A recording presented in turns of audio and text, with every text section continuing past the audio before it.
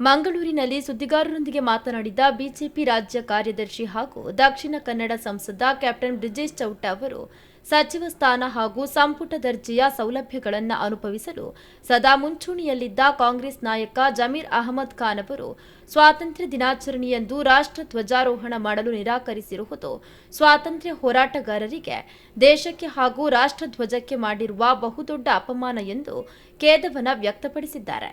ವಿಜಯನಗರ ಜಿಲ್ಲೆಯಲ್ಲಿ ಸ್ವಾತಂತ್ರ್ಯ ಉತ್ಸವದಂದು ಧ್ವಜಾರೋಹಣದ ಕರ್ತವ್ಯದಿಂದ ವಿನಾಯಿತಿ ನೀಡುವಂತೆ ಮುಖ್ಯಮಂತ್ರಿ ಡಿಕೆ ಶಿವಕುಮಾರ್ ಅವರಿಗೆ ಅಧಿಕೃತವಾಗಿ ಪತ್ರವನ್ನು ಬರೆದಿರುವ ಸಚಿವ ಜಮೀರ್ ಅಹಮದ್ ಖಾನ್ ಅವರ ನಡೆ ಹಾಗೂ ಮನಸ್ಥಿತಿಯನ್ನ ಸಂಸದರು ತೀವ್ರವಾಗಿ ಟೀಕಿಸಿದ್ದಾರೆ.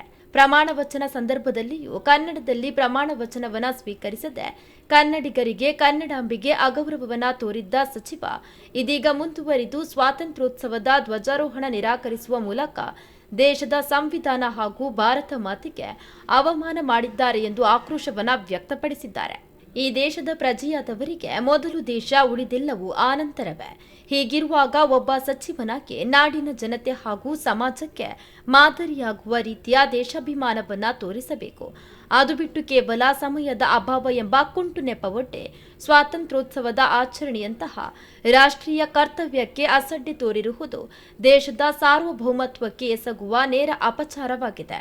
ಇದಕ್ಕೆ ಪ್ರತಿಯಾಗಿ ಸಚಿವರ ಈ ನಡೆಯನ್ನ ಖಂಡಿಸಿ ಸೂಕ್ತ ಕ್ರಮಗಳನ್ನು ಕೈಗೊಳ್ಳಬೇಕಿದ್ದ ಮುಖ್ಯಮಂತ್ರಿಯವರು ಕೂಡ ಅವರ ಕೋರಿಕೆಗೆ ತಕ್ಷಣವೇ ಸಮ್ಮತಿಸಿ ವಿನಾಯಿತಿ ನೀಡಿರುವುದು ತೀವ್ರ ಅಚ್ಚರಿ ಮೂಡಿಸುವಂತಿದೆ ಎಂದು ಟೀಕಿಸಿದ್ದಾರೆ. ಆದರೆ ನಮ್ಮ ಕರ್ನಾಟಕ ರಾಜ್ಯದಲ್ಲಿ ಇವತ್ತು ಒಂದು ರೀತಿಯಲ್ಲಿ ಸಂವಿಧಾನಕ್ಕೆ ಅಪಚಾರ ಆಗಿದೆ.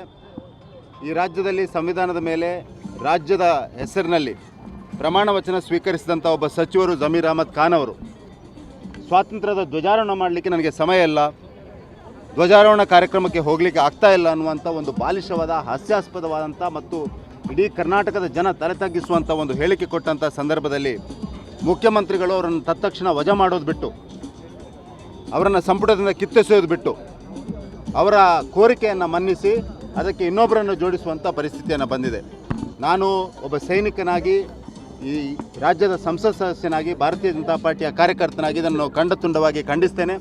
ಮುಖ್ಯಮಂತ್ರಿಗಳು ತತ್ಕ್ಷಣ ಅವರನ್ನು ಸಂಪುಟದಿಂದ ವಜಾಗೊಳಿಸಬೇಕು ಮತ್ತು ಕನ್ನಡಿಗರ, ಕನ್ನಡ ನಾಡಿನ, ಈ ರಾಜ್ಯದ ಸ್ವಾಭಿಮಾನ ಉಳಿಸುವಂಥ ಕೆಲಸವನ್ನು ಮಾಡಬೇಕು ಅನ್ನುವಂಥ ಆಗ್ರಹವನ್ನು ಮಾಡ್ತಾ ಇದ್ದೇನೆ. ಸಂಪುಟ ದರ್ಜೆಯ ಸ್ಥಾನಮಾನ ಹಾಗೂ ಸೌಲಭ್ಯಗಳನ್ನು ಅನುಭವಿಸಲು ಮುಂದಿರುವ ಸಚಿವರಿಗೆ ಜಿಲ್ಲಾ ಉಸ್ತುವಾರಿ ಜವಾಬ್ದಾರಿ ವಹಿಸಿಕೊಳ್ಳಲು ಹಾಗೂ ರಾಷ್ಟ್ರ ಧ್ವಜಾರೋಹಣ ನೆರವೇರಿಸಲು ನೆಪಗಳನ್ನು ಹುಡುಕುವುದು ಅವರ ತೀವ್ರ ಬೇಜವಾಬ್ದಾರಿತನ ಮತ್ತು ಈ ಕಾಂಗ್ರೆಸ್ ಸರ್ಕಾರದ ಶೋಚನೀಯ ಸ್ಥಿತಿಯನ್ನ ಎತ್ತಿ ಹಿಡಿಯುತ್ತದೆ.